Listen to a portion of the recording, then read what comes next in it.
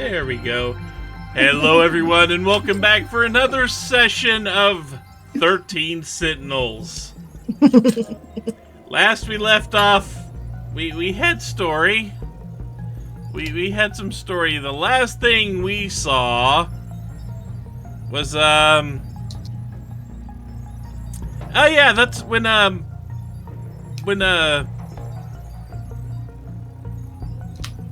yeah, I'm just making sure here. That is when Shu dreamed about being Tetsuya, and he got sent back in time by Chihiro to land on the bridge in front of teenage Chihiro.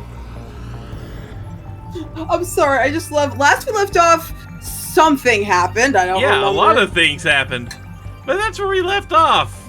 And when we actually get back into this, we are going to go blow things up because it makes the hamsters happy. Happy hamsters have to happen. But first, since it's a new session, I have new thoughts I need to talk about and give Lantern all new material to laugh at me about later.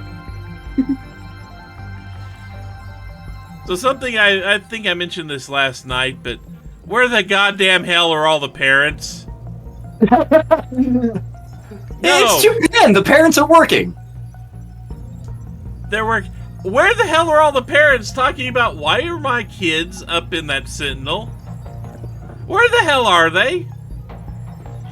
Jiro's parents, as far as I know, don't exist because of what we've seen with him, but everybody else seems like they should have parents. I mean, Shu mentioned his dad. Yeah, busy with his mistress. Where the hell is his dad stopping him from getting inside the goddamn Sentinel? Well, remember, the big robot fight is happening at the very end of the game. But still, it's just... there are experiments going on. We have bad dreams going all over the place. Where are all the goddamn parents in this place? Anyway. It's the peanuts. So, I had some thoughts about the videotapes Cute has been loaning out to Jiro. Okay. Because Jiro has been also loaning these tapes out to Shu and Iori. We've seen this happen. They've talked specifically about him letting them borrow these tapes as well. And all three of these people, and as far as I know, no one else, are getting plagued by these weird dreams that they can't explain. Nobody else is coming up and saying, hey, I have dreams. It's just the three of these guys that have been dealing with these tapes. Kyuta, I still don't trust because it's Kyuta, and Kyuta did the... oh, you need to forget about that now. No, Kyuta can go die right now. Kyuta, you're on the cliff. You know, you're on the cliff. I'm going to tie a rope to you so I can pull you back up and drop you again later. Jesus. But yeah, none of the other Sentinel pilots, we haven't seen any of them watching those tapes. We haven't seen them have any weird dreams. And maybe outside of Sekigahara, none of them are even going by alternate names.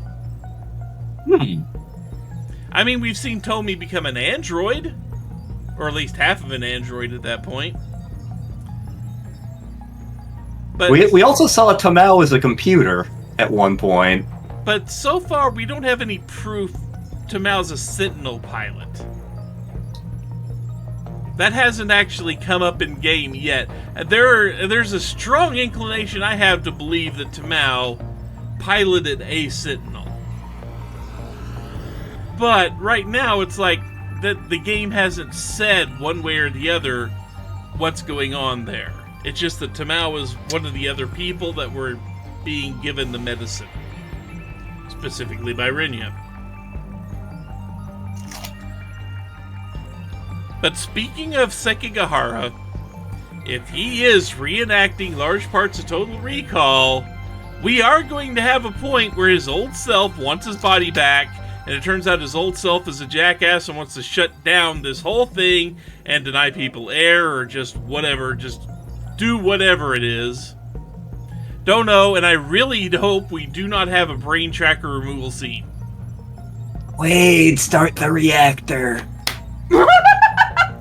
I really don't want to see that whole brain tracker removal scene again. No, please no. That was uncomfy enough the first time. Thank you very much. Back to all of this here, just because. So, and then I had a thought about the way they've been referring to sectors. And the sectors seem to refer to different time periods. In, I think it was Event 87, or at least a very close parallel to Event 87. Ow. Yeah, this one where Natsuno arrives at the destination and all that. This is the one where they did multiple searches. BJ says Sector 2 is 2065, where they'd seen the tripods walk by the ruined city and had a tripod pop up right next to them. Sector 1 didn't have any Sentinels at all in it. Different scenes. Megumi comes from Sector 3. I don't know if it actually comes up with anything too specific here. But that would be here, where she was trying to shoot Sekigahara and failed to do it. And Sekigahara says, "Oh, you're from Sector 3." And that's in 2024. During the tutorial, the very first combat wave, Juro says he won't let this, meaning the fight section, end up like Sector 3. And, well, we've seen what happened to Sector 3, and that it was destroyed. Way back when we first did Takatoshi's story, he was wondering where Okino went, and Sekigahara popped up and tells him that Okino shifted to Sector 4 in 1984. BJ also at one point says Sector 5 is 1945.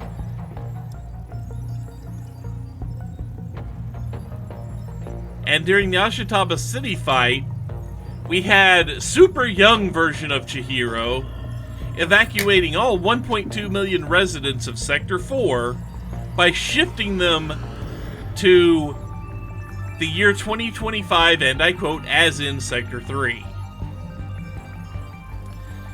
So first extrapolation is that Sector 0, or Sector 1 is the 2104 era. Sector 0 is then, we haven't seen anything happen there, but it would either be 2140s or 2180s. We haven't seen, right now all we have is the 2180s, but that's a weird jump to make that one an 80-year jump. So now, and here's the thing, usually when you're talking about time periods like that, you refer to them as eras. You don't really say sectors very often when you're referring to your time periods going back and forth. It's kind of a weird phrasing there, but hang on.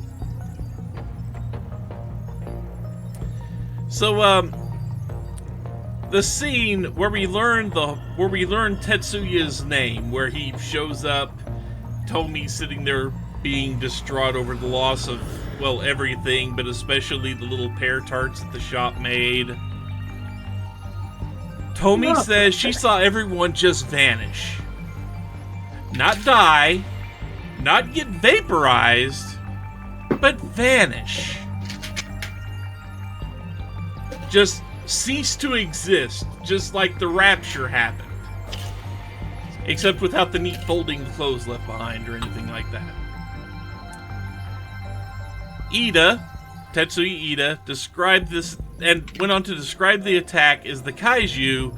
They showed up, they dug holes everywhere, and then just kind of stopped and did nothing after that. So, one of the earlier things I thought, this is all a big simulation. And I really didn't want this to pan out, but so far, I'm getting more and more hints that this is where we're going. So, here's my thought, that let's say the kaiju dug and they reached the terminal, the one that we're trying to protect and activate the Aegis system. let's say they reach the terminal here.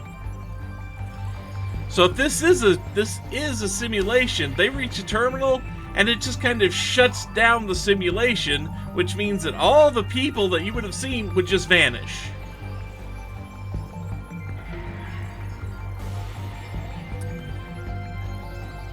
Now, considering we've also seen Kaitaro talking to Tamao in 2187, a very older Professor Tamao, he promised to build her a Kurabi house in Sector 2. It was very close to that scene. We've seen one of the load-bearing pillars, I think they called it a pillar, I call it a beam, was damaged in 1945, but it was perfectly fine in 1985. Mm-hmm. Is that the house he constructed for her? We don't know. But if there's a pretty good guess, yeah, that might be the sign. He constructed that house in Sector 2. So let's keep running with this whole the world's a simulation theory. So in that case, the sectors we've been talking about would be similar to sectors you could petition a hard drive into. Because when you partition a hard drive, you call the different bits and pieces of it sectors. Okay? All 5 sectors are just kind of constructs made to resemble one of the 5 different eras in history. 44, 1984, 2024, 2064, 2104. And this would explain a few things. Like how... I'm still hung up on it a bit, how Lanter's like, yeah, this is all in chronological order, right? Well, if all 5 sectors are operating at the same time, an event happening in 1944 on Sector 5... someone's there, then they jump over to Sector 4, they're in 1984, they do things, and then they jump back to Sector 5, so they're back in 1944. Well, that's chronological order if you look at it from the right point of view.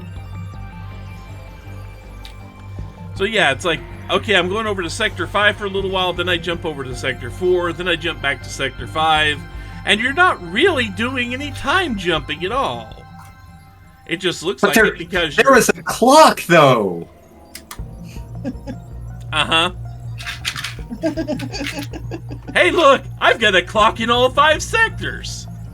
It only took me 6 keystrokes.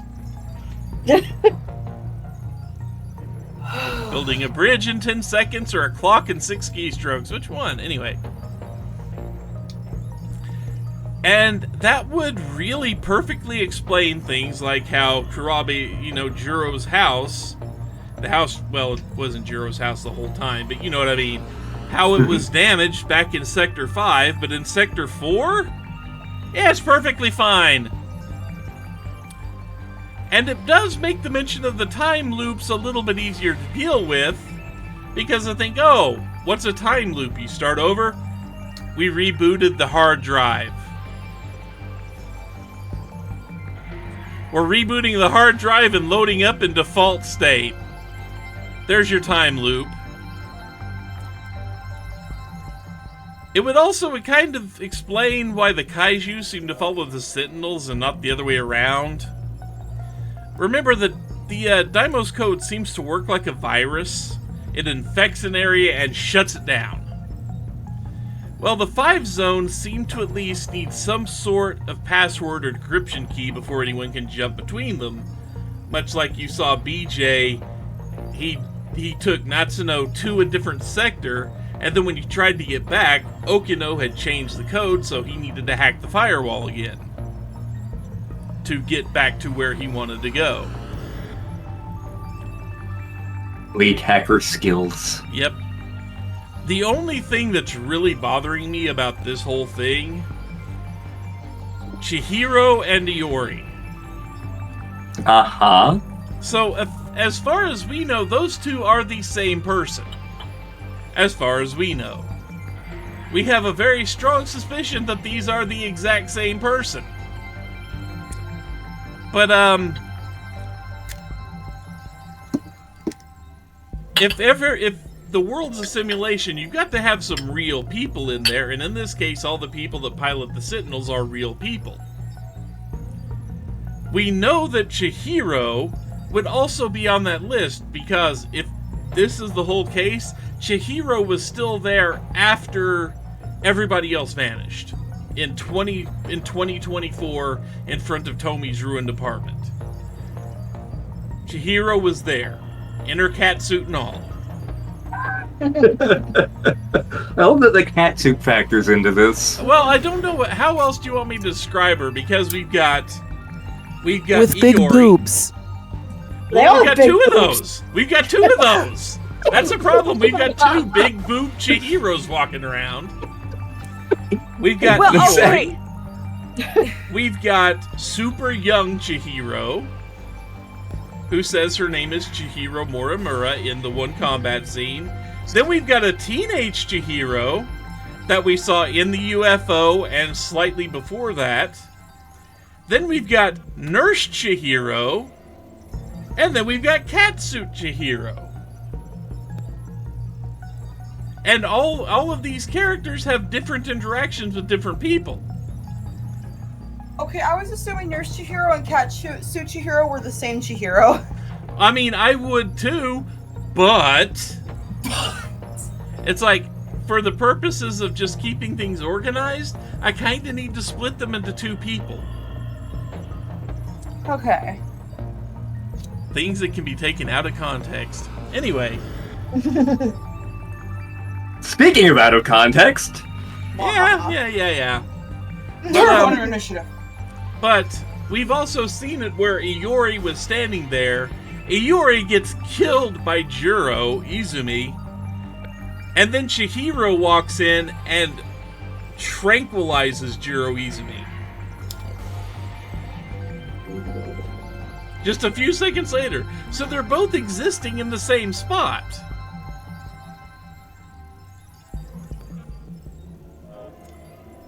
So that throws a wrench into the whole world as a simulation thing, especially since all these seem to be the same person.